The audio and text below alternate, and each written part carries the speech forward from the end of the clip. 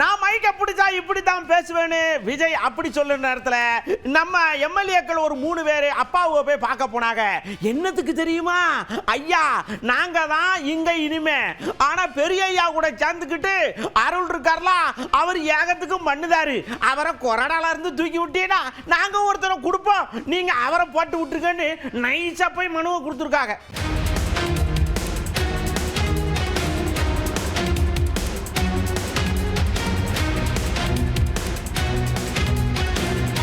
கட்சியிலிருந்து நீக்கப்பட்டிருக்கக்கூடிய சூழலில்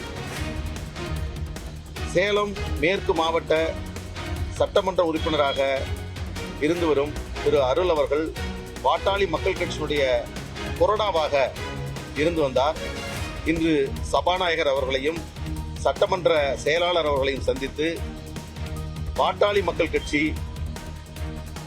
அருள் அவர்கள் நீக்கப்பட்டதின் காரணமாக சட்டமன்ற கொறடாவாக மயிலம் சட்டமன்ற உறுப்பினர் சிவக்குமார் அவர்கள் தேர்வு செய்யப்பட்டிருக்கிறார். அதற்குரிய இங்கே திருத்தங்களையும் தேவையான மாற்றங்களையும் சட்டமன்ற செயலகம் செய்ய வேண்டும் என்று ஒரு மனுவை இன்றைக்கு கொடுத்திருக்கிறோம்.